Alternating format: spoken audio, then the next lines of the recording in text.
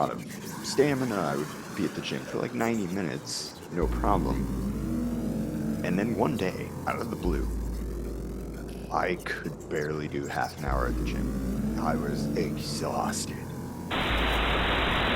But what is it? It's a good question, and I think you're right that it's like something that definitely predates the COVID event. Personally, I have this feeling that we've really only just discovered something that has probably actually been around a very long time.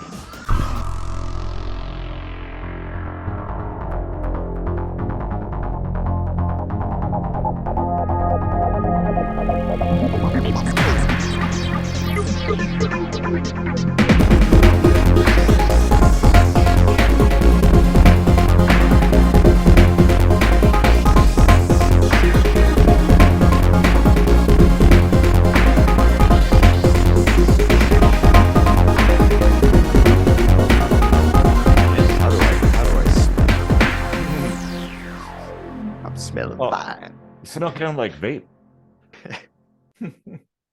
Welcome to another kitchen sink microscopy on smell vision. I'm Casey Rochford, and I did shower today. Thank you very much. So if you like that I showered and that I smell good, like, share, and subscribe. That's what cool people and good smelling people do. Yeah, you don't want to be a stinky head, do you? So you better subscribe and like and all that stuff. I'm Eric Rosenblatt, and Casey and we write our own music. So chances are there's going to be at the end of this episode maybe a new or an old song. Well, a lot of the songs are old just in general, but a song you might not have heard. So stick around and you can hear that at the end of the episode. Yeah. So Casey, what do you want to talk about today? Well, I think we've discussed before kind of this post-COVID world, but I don't think we've ever really talked about the health ramifications. Like, in specific, I'm thinking of this phenomenon of long COVID and what that might be. Because personally, I have this feeling that we've really only just discovered something that has probably actually been around a very long time. And I'm not talking about COVID itself, but what we're calling long COVID. Like, I think, I think it's actually just kind of a certain body reaction that some people have to really nasty viruses. Well, that would be like, what is it? Mono, like people would get mono and they would be different after, like they would feel different for like their whole life after getting it. I think chickenpox too can do that. There can be some kind of long lasting effects. Both related in the sense that they're all in the herpes family. Yeah. Yeah. Because mono, I believe, is when you end up with Epstein-Barr virus. Oh, yeah. Interestingly enough, which might lead to Hodgkin's lymphoma, which I had twice. Oh, well. So probably have Epstein-Barr. Yeah, it is interesting. And it's like, because it's kind of selective in who gets that.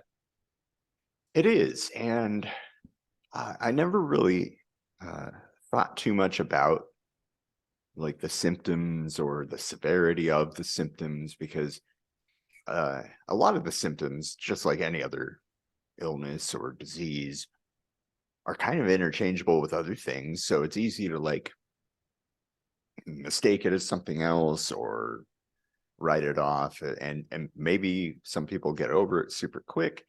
Others have it for like a year, maybe more. I mean, it remains to be seen how long it can really stretch, because we're still really only like a little over 3 years into the whole mess, right? Yeah. Well, yeah, I mean, the amount of data we can collect in that time period is kind of limited. Now, although I think there was a much greater focus on collecting data this time versus, say like the common cold or something, which has been around forever. And it's like, yeah, we've collected data over a very long period of time. on the common cold, but there was never any kind of like major, global, uh, focus on collecting that data like there was this time. So maybe we did get a Yeah. little bit more. And I mean, it's the novel virus aspect of things. It's also the potential severity that COVID brought with it. And I think that's actually a really good thing, because it's now shedding some light on this long COVID sort of phenomenon, which uh, after kind of learning more about it, I not only think I was kind of slightly affected by that myself, but I think I got hit with whatever long COVID is back in 2016, like really hard, and it kind of didn't really go away. And what I really noticed, and what I thought was like super bizarre, is uh I was at the time like a total gym freak. I was working out like 5-6 times a week. Mm. um I had a lot of stamina. I would be at the gym for like 90 minutes, no problem. And then one day, out of the blue, I could barely do half an hour at the gym. I was exhausted.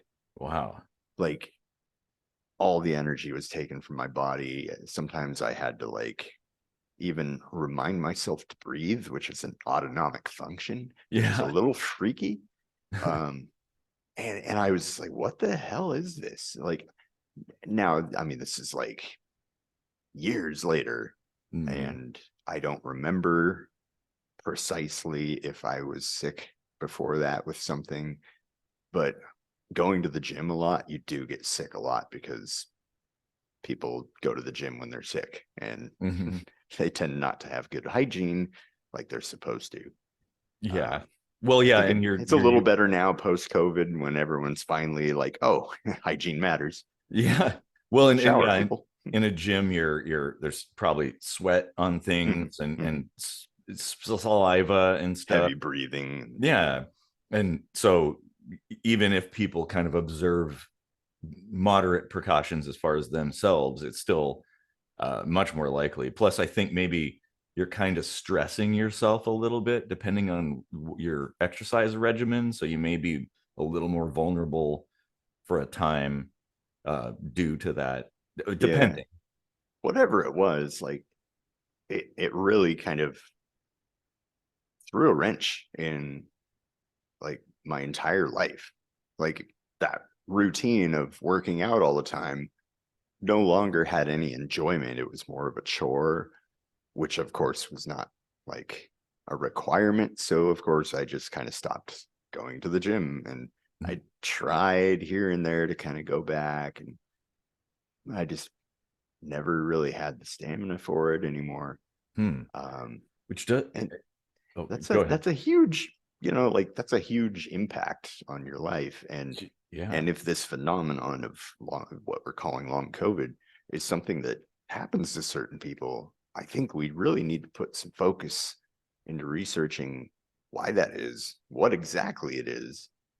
Is it some kind of autoimmune disorder? Hmm. Is there a way around it? Yeah. Yeah. What triggers it and what is the actual cause?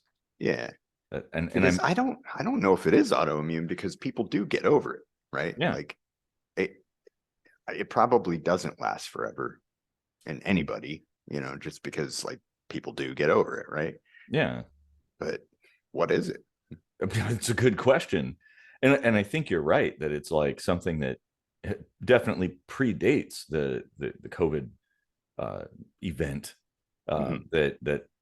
There's been similar things throughout history. Um, and yeah, that is, and I wonder too, could it be triggered by things other than getting sick, like other than like a virus or something? Is there maybe some other Maybe. factor at play there? I Because like you said, you don't remember if you got sick, and maybe you didn't, and just whatever Yeah, effect it is happened without getting maybe sick. maybe stress, actually. Yeah. Oh, now yeah. that I think about it, because like it doesn't have, you're right, it doesn't have to be getting sick, but what the body does when you're sick is it's weakened. Mhm.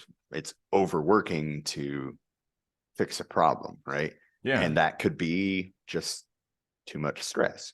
Oh, well, I mean, it's well known that stress, in your life can have physical effects on your body, like yeah. very tremendous physical effects.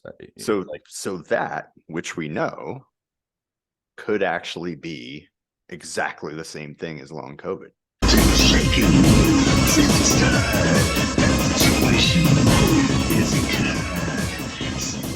these effects are inducing further stress and potentially depression or various other things, and those things kind of feed into each other and perpetuate the effect. So maybe it's like, it could be that it's just completely psychological, and at least in Psychological some in the sense that it can have a real physical effect on the Yes. body. Yeah, well, it absolutely, yeah, like depression and stress absolutely can have a physical effect, and those physical effects might actually reinforce the depression and stress.